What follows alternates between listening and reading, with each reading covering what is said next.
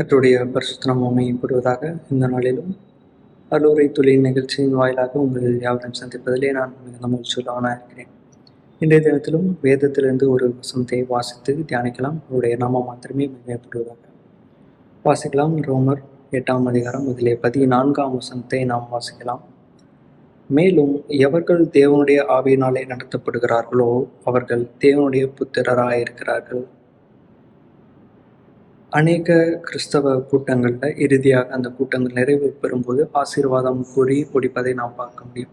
கர்த்தராகிய இயேசு கிறிஸ்துவனுடைய கிருபையும் பிதாவாகிய தேவனுடைய அன்பும் பரிசுத்த ஆவியானவருடைய ஐக்கியமும் நம் அனைவரோடு கூட இருப்பதாக என்று சொல்லி முடிப்பார்கள்.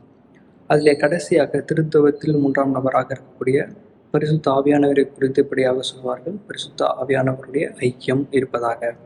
அப்போ பரிசுத்த ஆவியானவர் என்பவர் இந்த பூ உலகத்திலே இயேசு கிறிஸ்து அவர் நமக்காக பாடுகளை பட்டு நமக்காக அந்த பாவ நிவாரண பலியை ஏற்படுத்தின பிறகு மறுபடியும் பரலோகத்துக்கு ஏறி சென்ற பிறகு நமக்கு அவருடைய ஸ்தானத்திலே பரிசுத்த ஆவியானவரை நமக்காக இந்த உலகத்திலே அனுப்பினார். பரிசுத்த ஆவியானவரும் ஒரு தேற்றரவாளனாக நம்மளோடு இருக்கக்கூடியவராக இருக்கிறார், நம்மளோடு ஐக்கியப்படக்கூடியவராக இருக்கிறார்.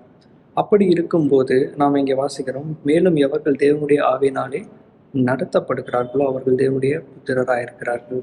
நம்முடைய வாழ்க்கையில் நடக்கக்கூடிய ஒவ்வொரு காரியங்களும், நாம் முன்னெடுத்து செய்யக்கூடிய ஒவ்வொரு கிரியைகளும் தேவனுடைய சித்தத்தின்படி இருக்க வேண்டும். தேவனுடைய சித்தத்தை நிறைவேற்றுகிறவர்களாய் நாம் இருக்க வேண்டும். தேவனுடைய சித்தம் எப்பொழுது நிறைவேற்றும்?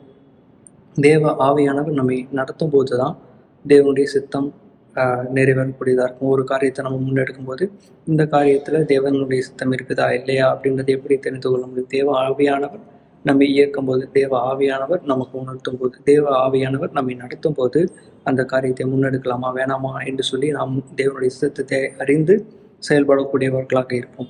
அப்போது தேவனுடைய அந்த சித்தத்தை நிறைவேற்றும் போது தேவன் நம்மை நடத்த வேண்டும். தேவன் எப்போது நம்மை நடத்துவார், தேவன் நம்மை எப்போது இயக்குவார் அப்படின்னு நம்ம பார்க்கும்போது தேவ உறவு அல்லது தேவ ஐக்கியம் இருக்கும்போது தேவன் நம்மை நடத்தக்கூடியவராக இருப்பார் அப்படின்னு நம்ம பார்க்குறோம். அப்போது தேவனுடைய உறவும் தேவனுடைய அந்த ஐக்கியமும் எப்போது நமக்கு கிடைக்கும்? ஒரு உறவு அல்லது ஒரு ஐக்கியம் ஏற்பட வேண்டும் என்று சொன்னால் அது இரு நபரின் பிரயாசத்தை பொறுத்தது. ஒரு நபரின் பிரயாசத்தை பொறுத்தது மட்டும் இல்லை, இரு நபரின் பிரயாசத்தை பொறுத்தது.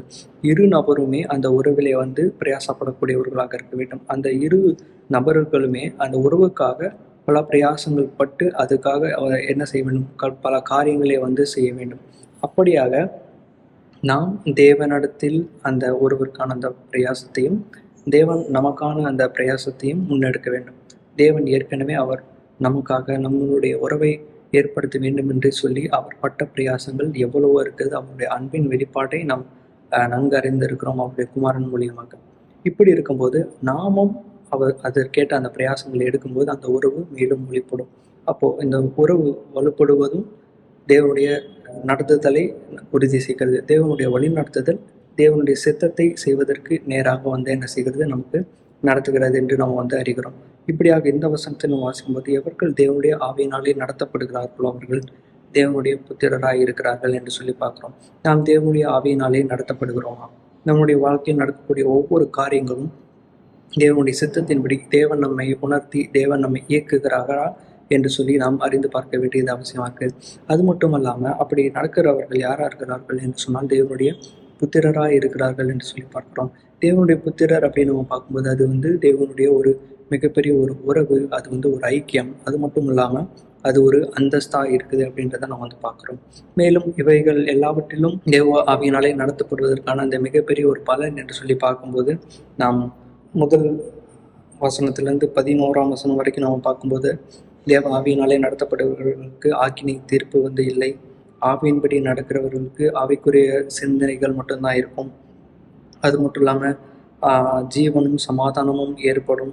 மாம்ச சிந்தை தேவனுக்கு பிரியமாக இருக்காது, ஆவின் சிந்தை அப்போது தேவனுக்கு பிரியமாக இருக்கும் என்று நாம் பார்க்குறோம். ஆவியோடு இருப்பவன் ஜீவன் உள்ளவனாக இருக்கிறான் என்று பார்க்குறோம். சாவுக்கு ஏதுவான சரீரத்தையும் என்ன செய்கிறார்? ஆவியினாலே நடக்கிறவர்களுக்கு, தேவ ஆவியினாலே நடத்தப்படுகிறவர்களுக்கு சரீரத்திலே சாவுக்கு ஏதுவான சரீரமாக இருந்தாலும் அதை உயிர்ப்பிக்கக்கூடியவராக இருக்கிறார் என்று சொல்லி நாம் பார்க்குறோம். அப்போ இப்பேற்பட்ட அந்த பலன்கள் எல்லாம் தேவ ஆவியினாலே நடத்தப்படும் போது நமக்கு வரும் என்று சொல்லி 14ஆம் வசனத்துக்கு முன் இருக்கக்கூடிய வசனங்களை வாசிக்கும்போது நமக்கு தெரிகிறதா இருக்கு. அப்போது தேவ ஆவியினாலே நாம் நடத்தப்படுகிறோமா அப்படிங்கிறது இந்த காலை வேளையிலும் நாம் சிந்தித்து பார்ப்போம்.